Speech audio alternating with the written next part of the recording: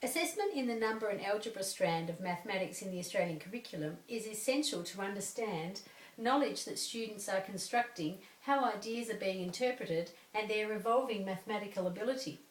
Today I'm focusing on rubrics and feedback strategies, a formative assessment for learning that monitors students' progress towards minimising the difference between current knowledge and set learning goals. According to Hattie, the classroom is a busy powerhouse of learning where individual teachers make a difference. Rubrics and feedback are different techniques, however, when both prepared by the classroom teacher, learning outcomes improve. Analytic rubrics accommodate for complexity and degrees of achievement while allowing teachers to easily compare two or more individuals. They also identify and score problem-solving thought processes, methods of approach, and strengths and weaknesses. Limitations of rubrics are that the level of information gleaned from rubrics is determined by clarity of criteria and expectations in the scale points. Also, professional consensus between teachers of the same year level is paramount. Rubrics produced by many minds are generally superior to those created by individuals. Examples of work at different performance levels found in the Australian curriculum help to illustrate points on a scale, and teachers must confer over their evaluation to ensure subjective judgment. And these issues, of course, are all very time-consuming.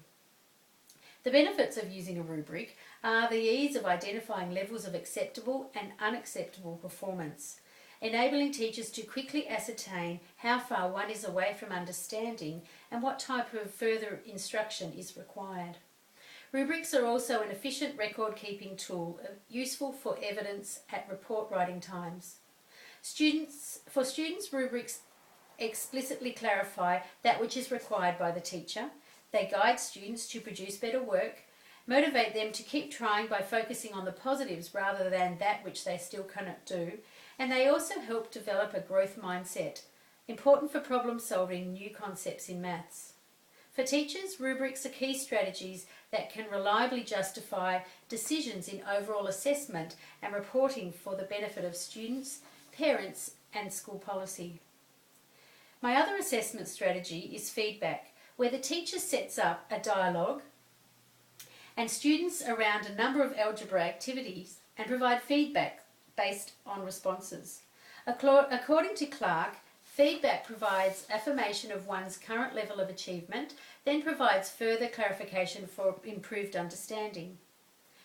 Simply instructing students that they are incorrect or that they need to recalculate their answers do not possess the rich discussion qualities of feedback or promote self-regulated learning because they do not strategically guide or scaffold learning. Like a rubric, feedback directs instruction to meet students' individual needs according to understanding and encourages a growth mindset by focusing on the processes rather than the answers. Feedback is a personable strategy that enhances classroom relationships through interactive, collaborative and elaborate discussions. Instantaneous in nature, feedback moves students to greater understanding in actual time. According to the Australian curriculum, Year 1 students are required to be proficient in ordering numbers from 100 to 100 and skip count by 2s, 5s and 10s, starting from 0. Feedback adapts the learning and makes space for students to self-correct. Probing questions like, how are we going?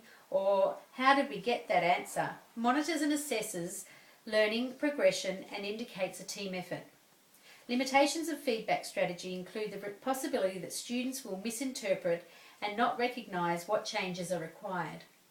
Also, being tailored specifically to every student and context, it encroaches on the teacher's cognitive load. It is also difficult to maintain records of feedback and learning undertaken for each individual student during the teaching sequence. However, anecdotal notes, while focusing on different small groups of students over the course of a week, can eliminate this. In conclusion, it is imperative that focus and form of assessment mirror that of teaching and learning to prevent conflicting messages about what is valued. Assessment does not become effective until it clearly reveals evidence of learning. Effective assessment that transpires into an integral element of classroom activity utilised to adapt and differentiate instruction to encourage and support further learning for each individual. Metadata recognises the strategies of rubrics and feedback in mathematics as having a direct impact on student learning experiences.